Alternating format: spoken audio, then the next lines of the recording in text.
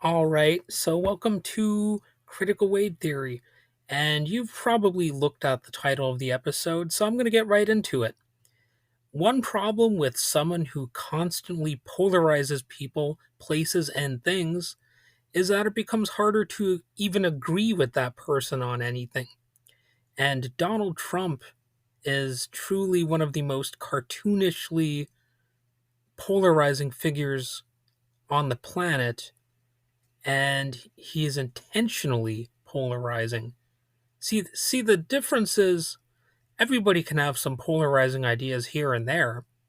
That's sort of the nature of thought, debate, and discussion, and human history. But even minor points of agreement with such a person as Trump start to feel icky and wrong because he's just such a disgustingly disagreeable figure.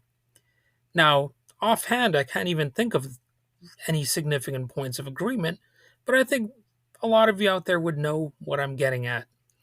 You might even remind yourself of the good old broken clock rule. You know, that a broken clock is right 2 times a day, but boy, you still don't want to agree with someone so awful.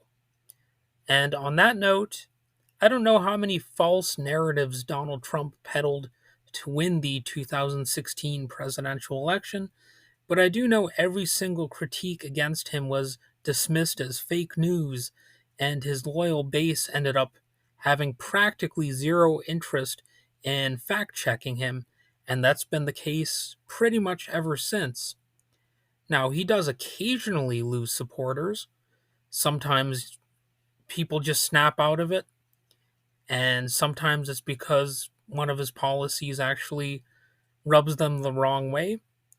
So, there are some people who do have the ability to sort of see the light, I suppose you might say, but there are not too many of those people.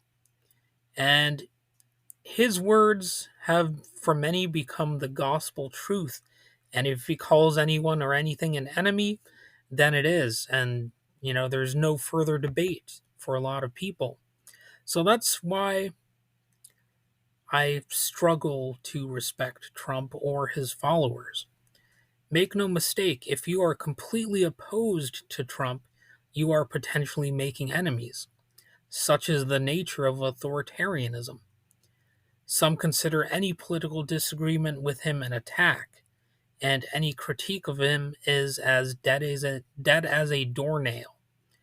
If someone questions the supposed wisdom of his presidency, they are deemed guilty of slanderous treason and are now subject to attack from him and his followers. And again, every critique is tantamount to defamation, treason, and Trump derangement syndrome, as they call it. And by the way, if you think all harsh critiques of Trump are deranged, then by this point, you are the one who is deranged, because there are definitely some harsh critiques of him that are 100% valid. So I don't think I need to go through the exhaustive list. But, one of the examples I'm going to say is that he's threatened to invade Canada. Now, if that didn't turn some people away, then those people are too far gone. Because as much as I was critiquing Donald Trump over the years, even I didn't think he would start doing this weird thing of threatening Canada. You know, why Canada? It was so bizarre, and there really is no good explanation for it other than that he's stupid. There really there just is no proper explanation other than that. We're already allies with Canada. Some people already treat Canada as if it's a part of the United States, but not anymore, thanks to Trump. And you can call that a derangement syndrome if you want, but that's the reality. He has turned Canada against the United States.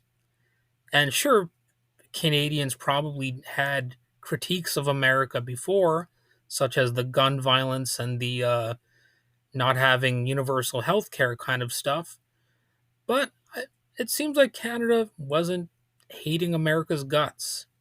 But now they're very close to being at that point if they haven't fully reached it.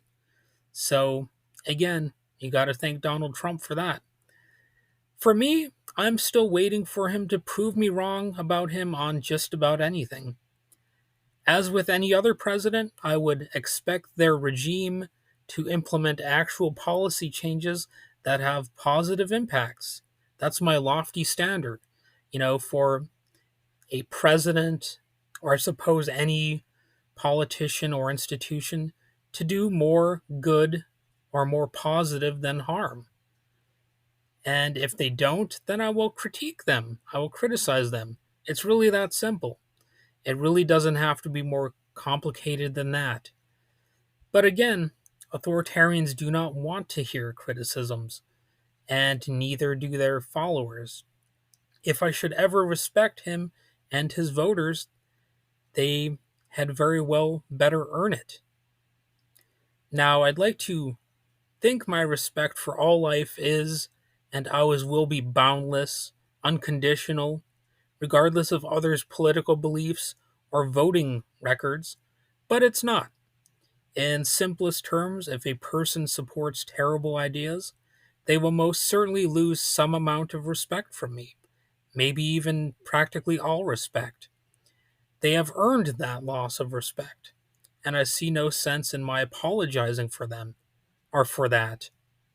You know, they are the ones who should apologize. To me, if anything. In fact, I fully expect others to have a similar attitude about me, and certainly many do. They might hear some of my ideas and think, oh, that's terrible.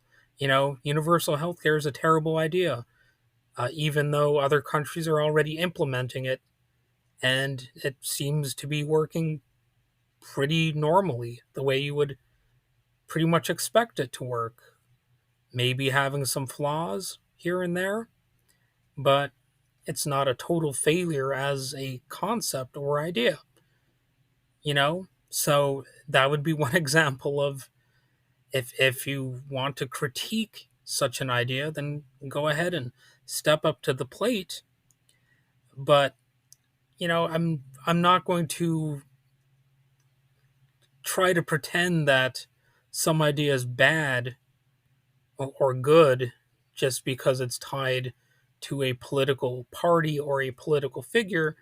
I am more about looking at the issues and the realities and not being a partisan hack. I'm more interested in the facts than catering to the hacks. So I still think some of his supporters, even now, might have a few legitimate fears, concerns, and grievances, blinding them to the terrible ideas tied to right wing ideology. In other words, some people are too partisan, ignorant, or stupid to understand they are supporting a fascist.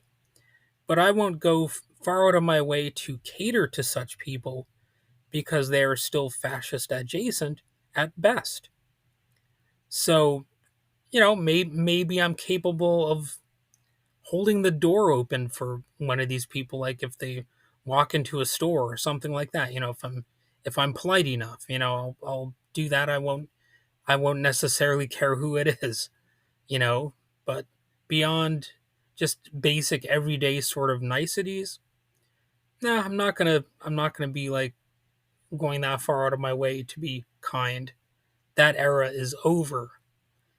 And we have plainly seen the return of clan like sentiments in this country, thanks to, the Orange Menace. But in truth, these sentiments never totally went away, even after the civil rights era scored some key victories. It was always bubbling beneath the surface, and it took a certain kind of fractured mind to embolden these sentiments and make them more mainstream again. The idea is to normalize what not that long ago was considered actually abnormal. The the just generalized level of hatred against minority groups. So no matter what, other motives lie behind this, it's impossible for me to look away and pretend, that these greater problems are not a problem. And unfortunately, I don't know if there's any way to make this problem go away for good. That's really one of the fundamental questions here, because problems always have a way of coming back, you know? So I really don't have much more to say at the moment. Um, Hopefully you enjoyed the episode. And yeah, I just wanted to go over some basic, concepts here and express my attitudes, my thoughts, feelings, and what I have gathered as sort of general conclusions. Anyway, have a good day.